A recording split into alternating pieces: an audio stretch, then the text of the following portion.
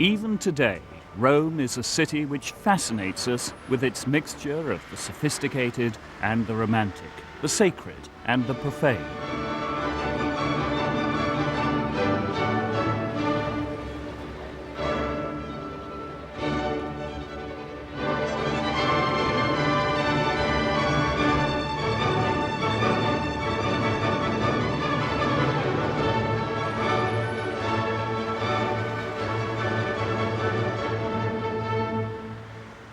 This modern, bustling city is also the place where the treasures of the Renaissance stand side by side with the stark edifices of Mussolini's Italy.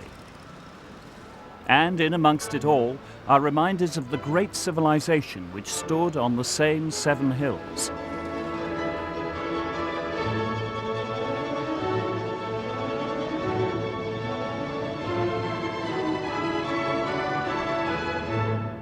The beginnings of that civilization are shrouded in legend, in the twin brothers Romulus and Remus, who were nursed by wolves, but who grew up to found the great city in 753 BC.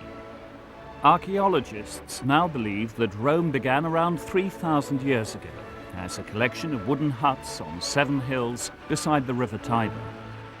But however humble its origins may have been, the city which developed would become, over the following 1,000 years, so sophisticated in its social structures and so effective in its political and legal ordering that it would take over the known world and prove the basis of the culture which the West still calls its own.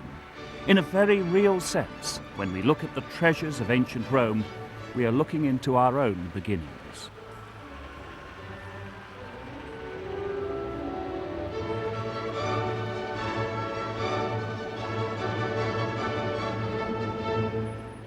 You think of all the things we've got from Roman culture, its language, Latin, its law, tremendous amount of our artistic and architectural heritage is ultimately derived from the Roman world. And of course, ancient Rome as the heart of that ancient world is potentially the source for everything that we understand to be classical civilization.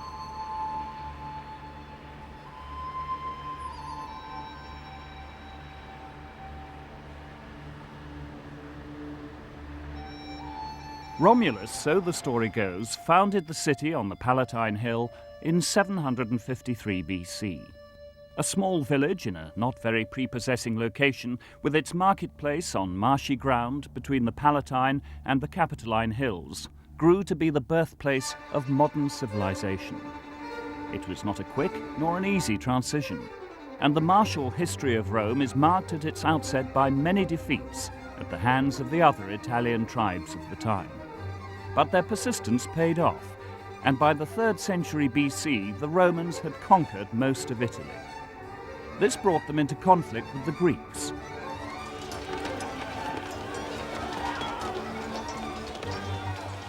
It was the conquering of this more advanced people that propelled the Romans into becoming great cultural as well as great martial imperialists. The arts and sciences of Greece flowed into Rome. Medicine, astronomy, literature, rhetoric, and of course, architecture. The Romans had the largest empire that the Western world has really ever known in terms of the physical extent of it. And in the sense that they conquered the whole of the world in terms of peoples and places, they also conquered nature to some extent.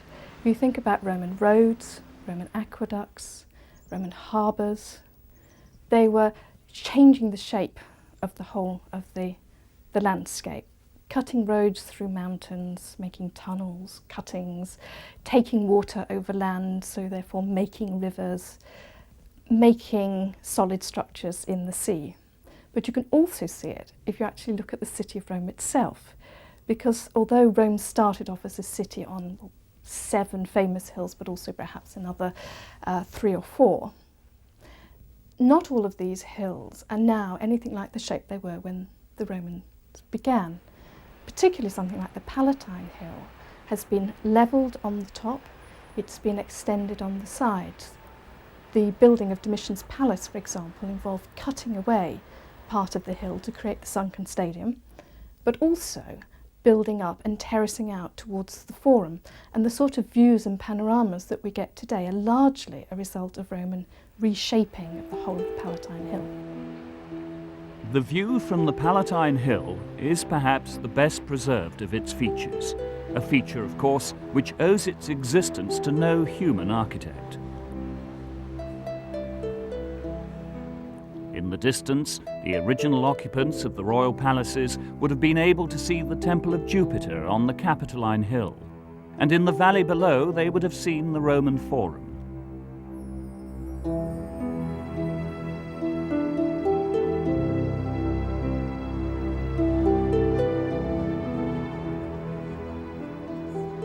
Well, the Forum actually is, in origin, simply an open space in the valley bottom between three of the major hills of Rome. It is the sort of rather marshy inlet from the Tiber which separates the Palatine Hill, the Capitoline Hill and the Quirinal Hill.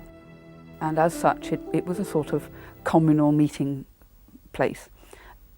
Parts of it on the fringes seem to have been used as cemetery, but the main sort of central part gradually grew up as a marketplace and as a political centre.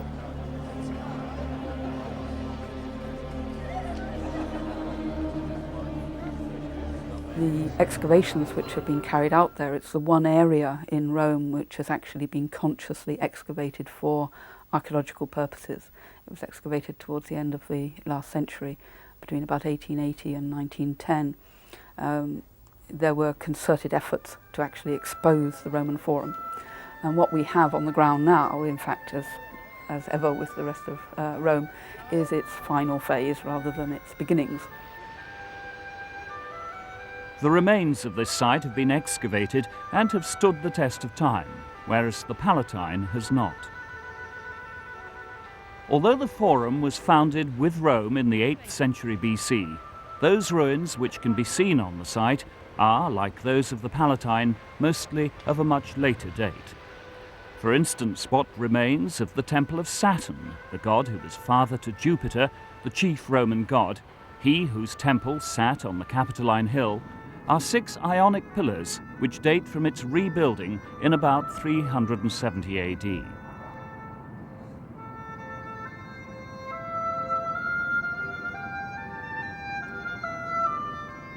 There is nothing left of the original, which was built in 497 BC.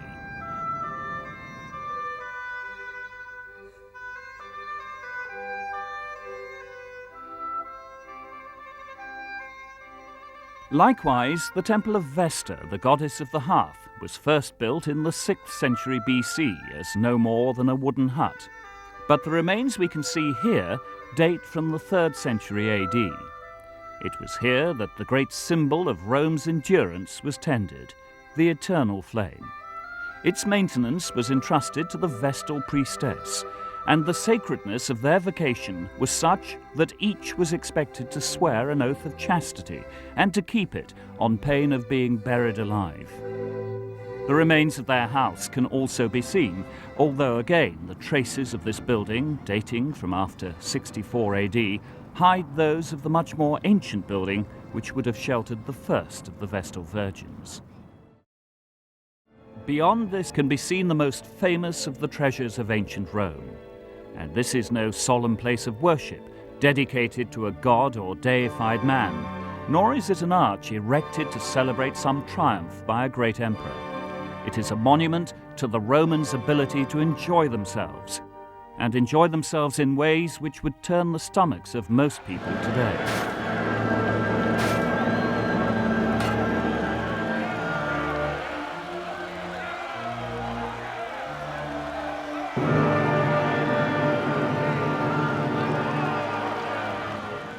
Commissioned in 72 AD as the Flavian Amphitheatre and built in the grounds of Nero's Golden Palace, the Colosseum was completed in the reign of Titus in 80 AD.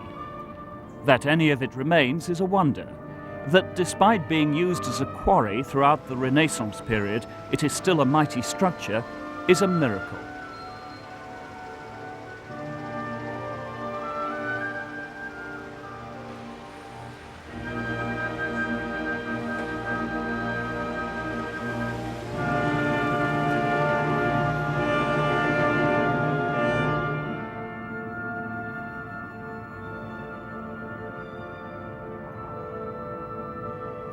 It is oval in shape, some 200 metres long and 150 metres wide. It was made of concrete and stone, 500,000 tons of it, more than the weight of the Empire State Building, and faced originally with marble. The Colosseum required 100,000 cubic metres of travertine, limestone that comes from about 17 kilometres to the northeast of Rome from a place called Tivoli. And this would have been brought by water down the Anio and into the Tiber, and then landed on the docks, perhaps the other side of the Palatine. It then had to be brought by cart through the streets, and that's just one of the many materials that went into building the Colosseum. The Colosseum consists of several stories of arched entrances and windows, enclosing an arena which is some 75 metres by 50 and would have contained seating for 50,000 spectators. The seats were carefully numbered and were allocated according to rank. Senators sat in the first tier, citizens in the second, the common men in the third, and women who were not members of important families had to share the fourth tier with the men whose job it was to hold in place the giant awning which once covered the arena, protecting the spectators from the sun. When Titus dedicated the Colosseum in 81 AD, he celebrated by paying for entertainments. 9,000 animals, 5,000 of them wild species such as lions, bears, tigers, and even rhinoceroses, were slaughtered in gladiatorial contests.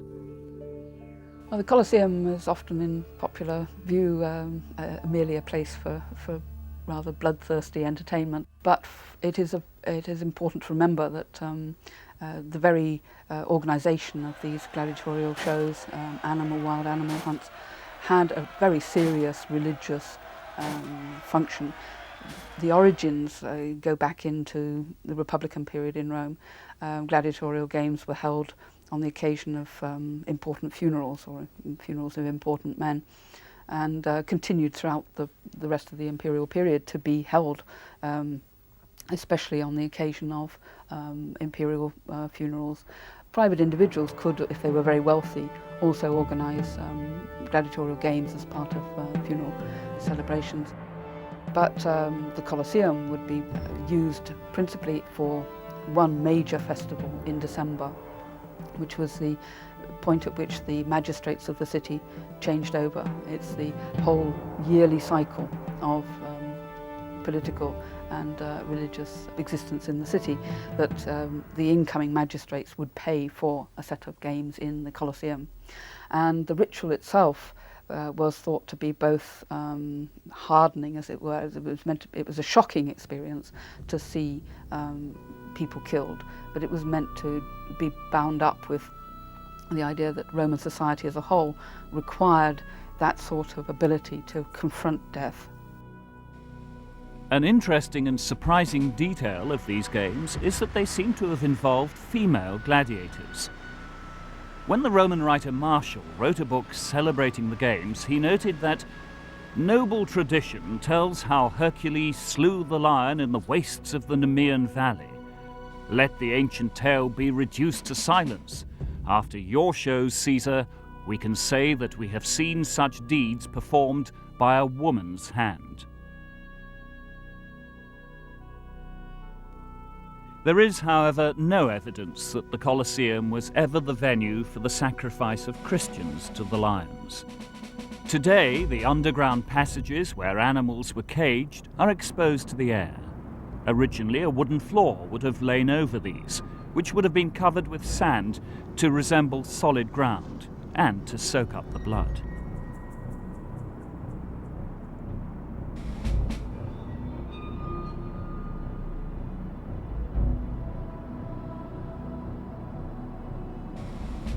There is a saying that when the Colosseum falls, then so will Rome. Despite the ravages of time and of looters for its marble, the great amphitheatre still gives an impression of solidity and of endurance. But perhaps the old saying is behind the several attempts, one still being contemplated today, to restore it to its ancient glory.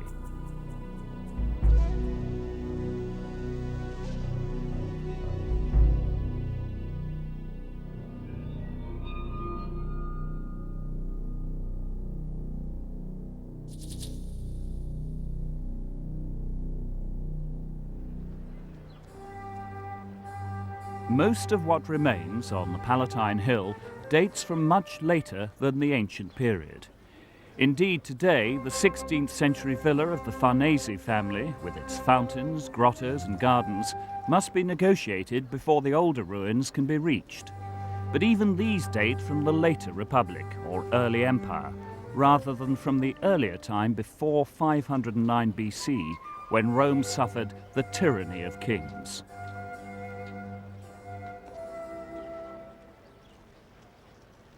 The Palatine Hill was the site of imperial residences. Indeed, the word palace is derived from it. However, there is little left, and nothing which could be called palatial. Time has not been merciful to the buildings which once housed the most powerful men in the world. The earliest traces of settlement on the site of Rome have been found on the Palatine Hill, which the Romans themselves thought of as being the initial focus of settlement. The Palatine Hill is the one closest to the river. It's very naturally defensible. And up there on the top, excavations have found the post holes of a series of huts dating from the 9th to the 8th century BC.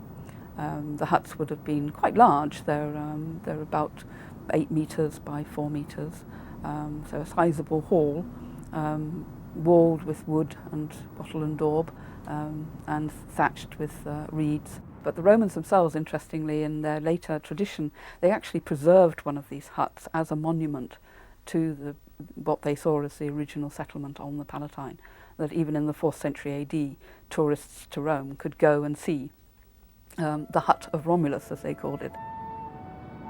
Ironically, it's not the house of a man which has survived best, but that of a woman.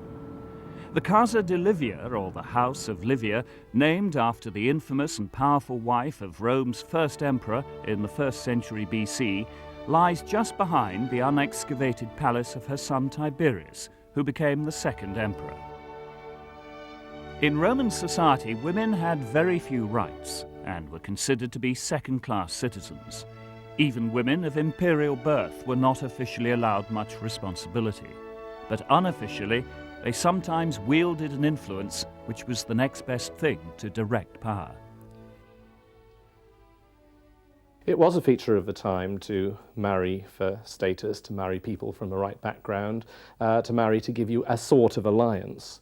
But these alliances shifted. It's interesting to see how Caesar marries and then remarries. There's that extraordinary but very telling moment when he divorces Pompeia because of her involvement in a scandal over the Bona Dea, a scandal with Clodius, and says Caesar's wife should be above suspicion. And that seems very strange to us. Wouldn't have seemed at all strange in the Roman world, where reputation mattered so much. Livia was thought to have been a schemer and to have employed guile, cunning, and even poison in her attempts to secure the future of her son. Her husband Augustus, who ruled for 41 years from 27 BC to 14 AD, was known for his skill as an administrator and for his peaceful tenure, which saw the beginning of the Pax Romana, in which the Roman Empire was at its most secure, and which lasted for several decades at the end of the 1st century BC and the beginning of the 1st century AD. Real change came about in the transition from Republic to Empire. Augustus himself, following a long period, remember, of civil war when very little building was brought to fruition, instigated a whole new programme of civic reconstruction. He was rebuilding the state morally, politically, but also physically. A very famous quote from the biographer Suetonius that Augustus had boasted he found Rome a city of brick, that is mud brick, and left it a city of marble. He was very consciously rebuilding a city to fit the image of the capital of the world. The Jewish Egyptian historian Philo commented in 38 AD that the whole human race would have been destroyed had it not been for one man, Augustus, who ended wars, set every city at liberty, civilized all unfriendly, savage tribes, and safeguarded peace.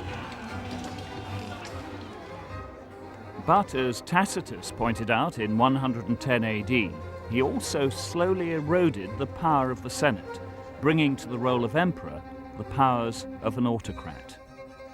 This laid the path for the tyrannies which were to follow him.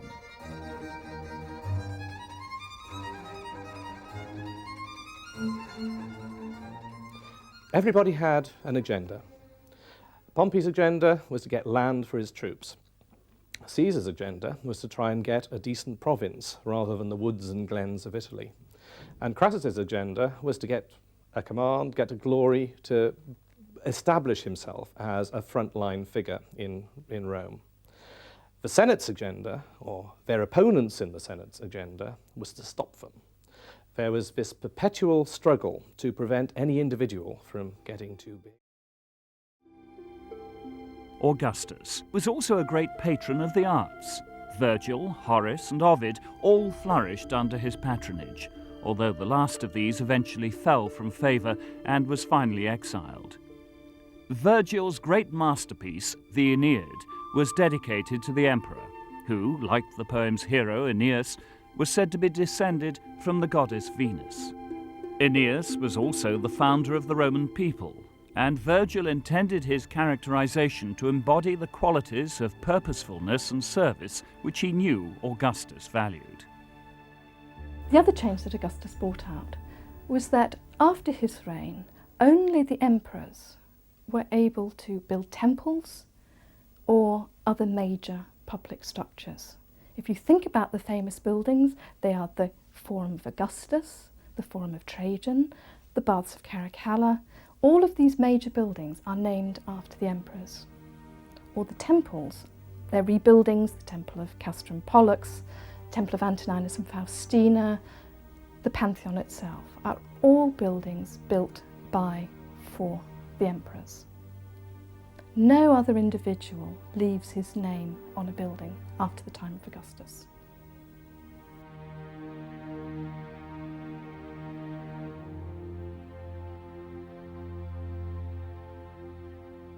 It was a very rigid career structure at Rome. You did take the offices at particular ages or as soon after those particular ages as you could. But a lot of the game was, I suppose, to use those offices and then the generalships and the governorships that came after them to win as much fame, as much glory as possible. It's, I suppose, almost a sort of fame equivalent of a free market economy almost, the assumption that in a free market economy people will try and get as much money as possible, will try and maximize their own profit, and the state will benefit. At Rome, you try to get as much fame and glory along the way as you could, and the state would benefit from that as well.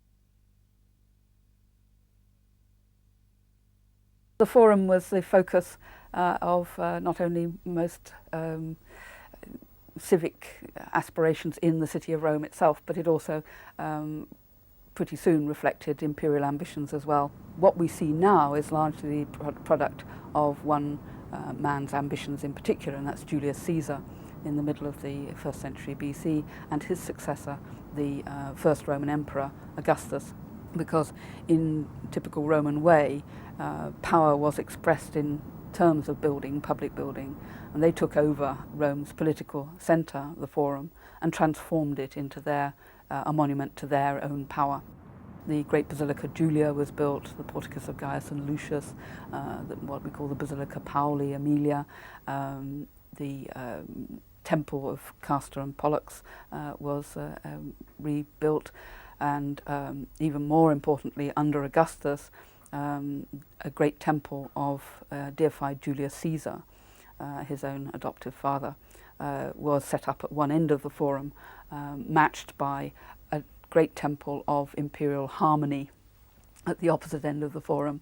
A new Senate house was built, a new orator's platform was built.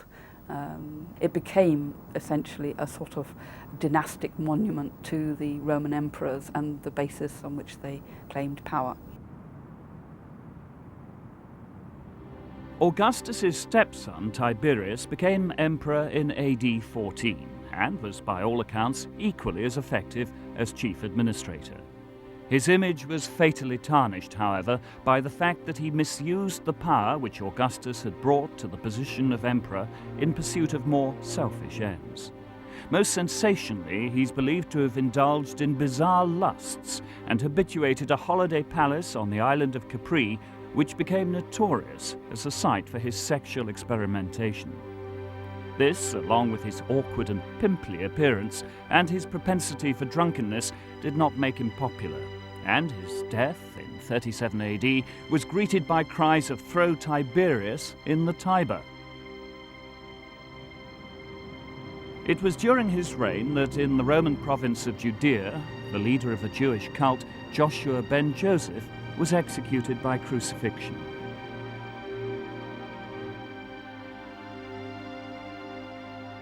Tiberius probably never heard of the man, called Jesus the Christ in Greek, and even if he had, would not have imagined that eventually his cult would become the dominant religion of the Roman people, after the great Jupiter and Neptune and all the other pagan gods had begun to be forgotten.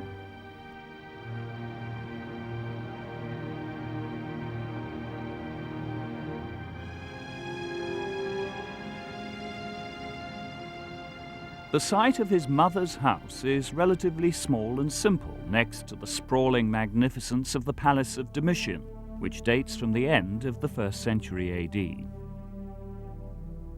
Domitian was perhaps the cruelest of Rome's tyrannical emperors and was responsible for the most bloody of the persecutions of the Christians.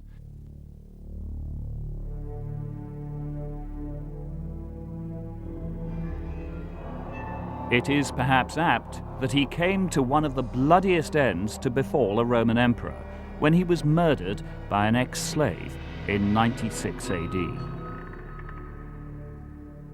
During the last 3 centuries BC, the Forum gradually got more and more architecturally enhanced, as they say, that as Rome took over the rest of the Mediterranean, and particularly the Eastern Mediterranean and all the Greek cities, they imported back to Rome the models that they could see out there, this marvellous public architecture in stone.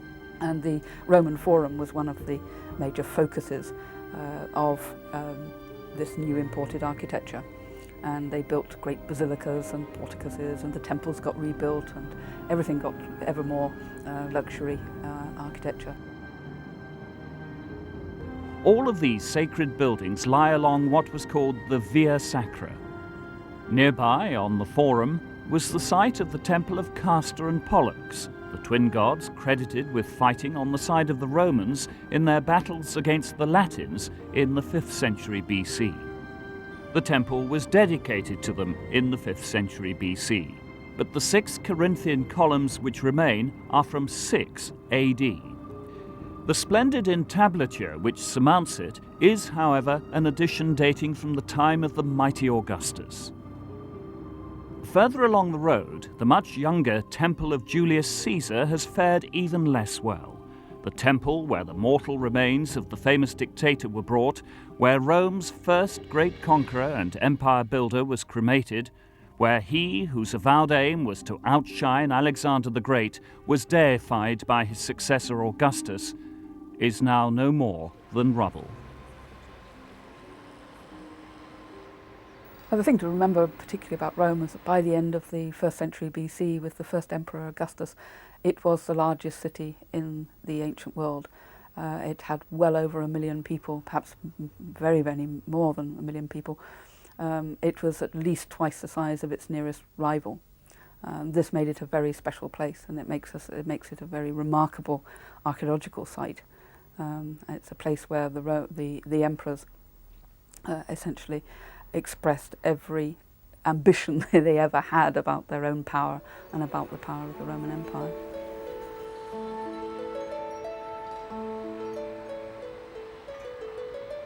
Later temples remained places of worship long after the old gods and deified emperors to which they were first dedicated had been forgotten or ignored. On the Via Sacra stands the temple of the deified Antonius Pius and Faustina, which dates from 141 AD, but which, since the 11th century, has been a consecrated church, the Church of San Lorenzo in Miranda. Only the porch and frieze of the original temple remain. If a building could find another use, and most notably as a church, it stood a stronger chance of survival, and a number of very important Roman buildings have been protected in this way.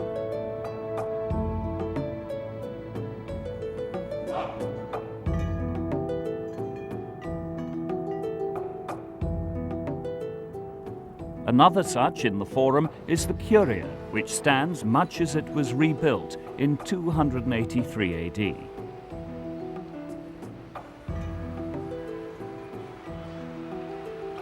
This was originally the meeting place of the Roman Senate, but owes its remarkably good condition to its conversion to use as a place of Christian worship.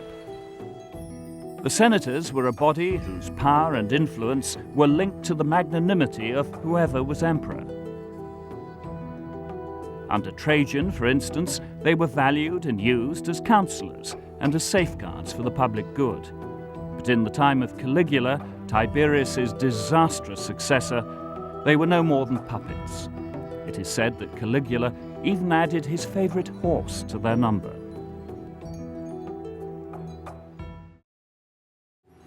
Christianity became the dominant religion of the Romans only after it was adopted by an emperor in the 4th century. That emperor was Constantine. It may be that Constantine's worship of Christ was merely a development of his earlier devotion to the cult of the sun god. But legend has it that before the battle he fought against Maxentius over the Milvian Bridge in 312 AD, he had a dream in which he saw the sign of Christ.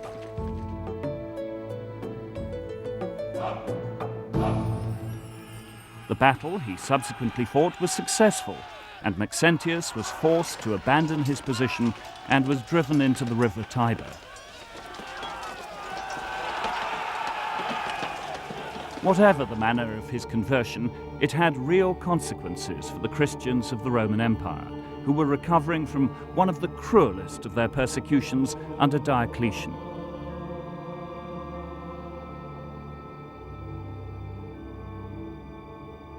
The Basilica of Constantine dominates the east of the Forum. This massive structure, begun by Maxentius in about 306 AD, but finished by Constantine, was amongst the last great buildings to be constructed in Imperial Rome. The nave is thought to have reached a height of 40 meters.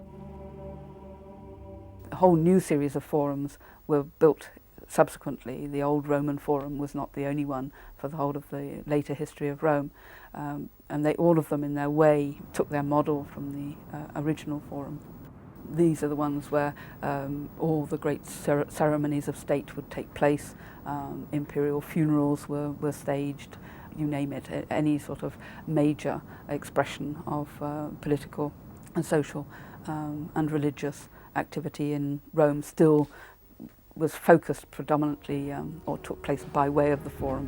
As the emperors conquered more territories, the great triumphal procession, for instance, which started on beside the Tiber, down on the plain of the Field of Mars, the god of war, proceeded up into the Forum, out of the Forum, and then back into the Forum on its way up to the Capitoline Hill. The Forum was integral to later Roman ceremony as much as it had been in the earliest days, but it was transformed architecturally into an expression of the great might of the Roman Empire.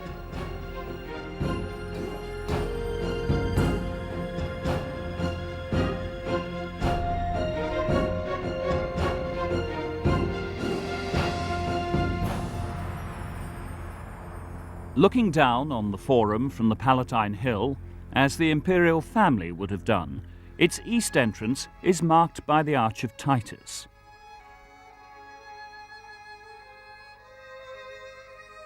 Titus was emperor for just 2 years and was a man of dangerous charm and, like Tiberius and Nero before him, of strange lusts. Like Tiberius, but unlike Nero, he also seems to have been a good administrator and a skilled soldier. This latter quality is celebrated in his arch. This was originally erected in 81 AD to celebrate the capitulation of Jerusalem to imperial forces, and is famous for its two reliefs, which inaugurated a type of illustration new to Roman sculpture. On one side can be seen Titus riding in his triumphant chariot. On the other, another part of the triumphal procession carries the booty off from the Temple of Jerusalem.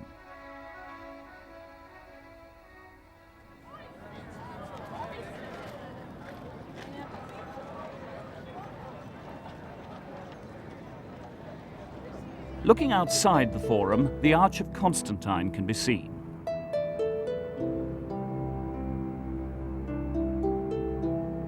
In marked contrast to the Arch of Titus, this one symbolizes the transition of Rome from pagan stronghold to center of Christianity. It was commissioned by the Senate in honor of the first Christian emperor.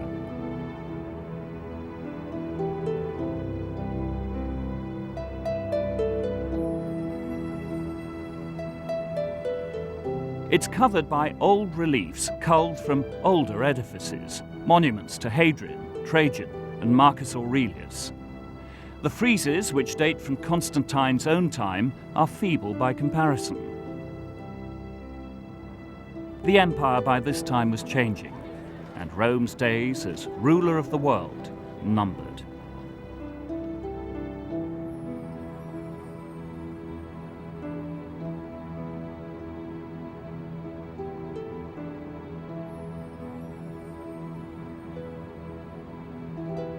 One of the greatest desecrations ever committed by a 20th century politician against an ancient legacy must have been that committed by Mussolini against the Fori Imperiali. This site contained the remains of forums built outside the main forum after the time of Julius Caesar, as the expansion of the empire called for more administrative activity at its center.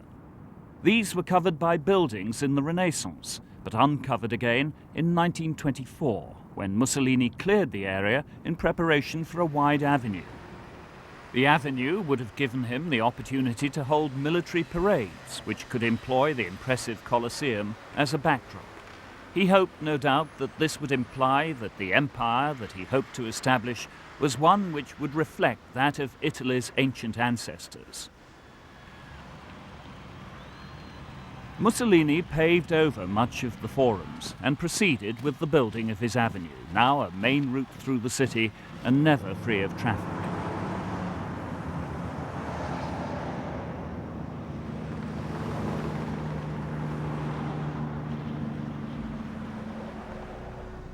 Chief among the surviving treasures is Trajan's Column, which holds a set of narrative reliefs spiraling up it.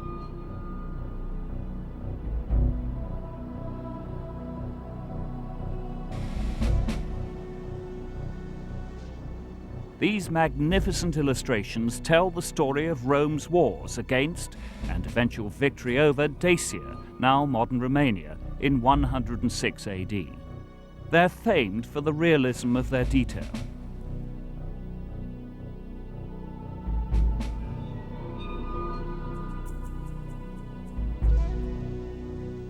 Trajan, who ruled from 98 to 117 AD, was considered one of the good emperors and was famous for getting on well with his senators and for the diplomacy he showed in all his dealings. But the best preserved of the ancient treasures to be found in Rome lies a little way off from the Forum, the Palatine Hill, and the Colosseum. Nestling in the narrow streets around the Piazza della Rotonda, the Pantheon is like a giant tree trunk which betrays its age through its exposed rings.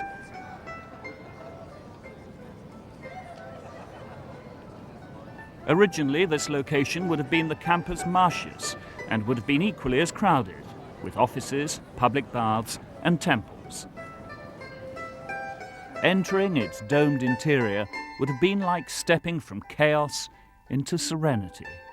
This awesome building spans the centuries not as a dead relic, but as a living building, constantly maintained, constantly growing.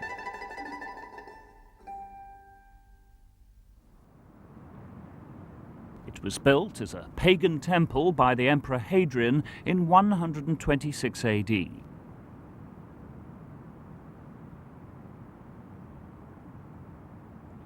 perhaps not surprisingly, because it is the best preserved of all Roman buildings anywhere in the Roman world, the Pantheon has been the subject of the debate ever since the Renaissance.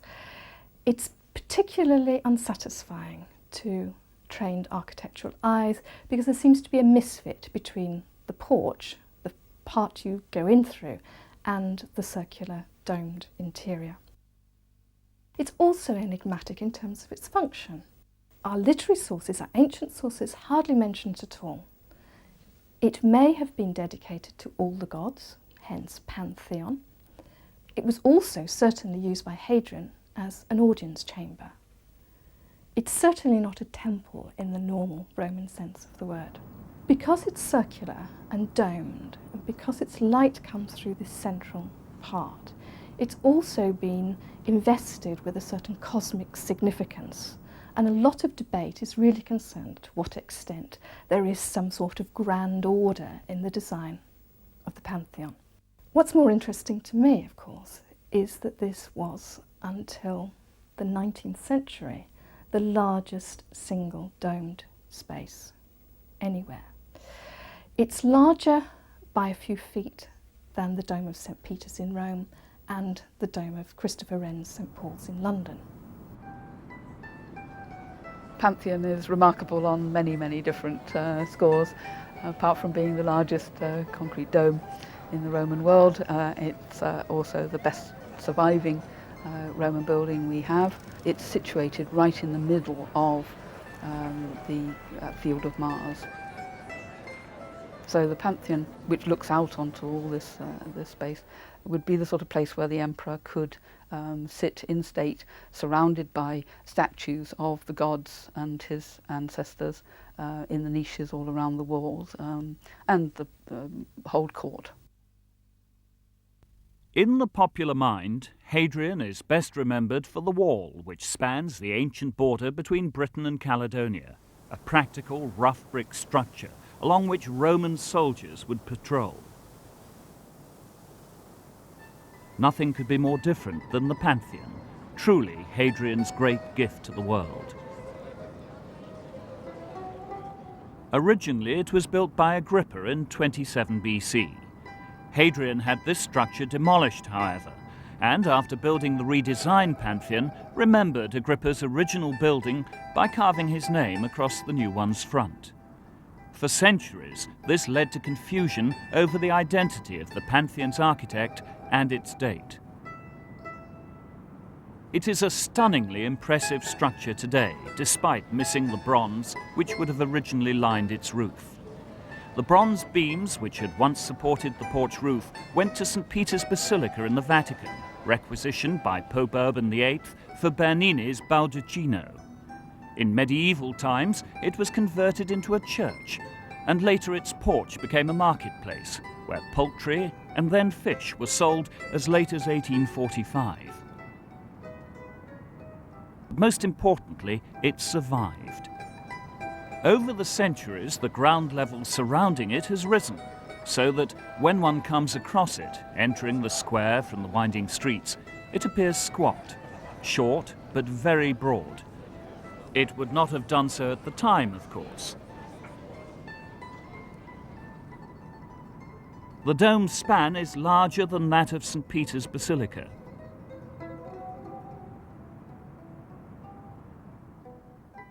Its oculus lets in just the right amount of light to give the interior an ethereal quality. At the rear can be seen friezes from the Basilica of Neptune which adjoins it, but elsewhere are Christian chapels and tombs. Italian kings are buried here, and so are artists, including the great Renaissance painter Raphael.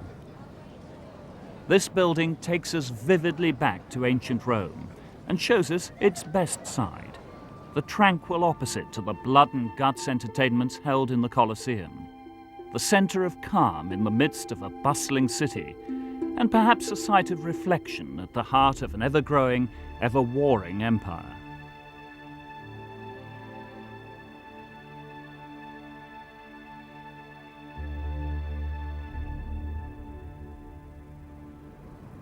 It is perhaps heartening that so many of Rome's archaeological treasures, the remnants of buildings erected by her great rulers. Some who were good, but many who were bad, have survived.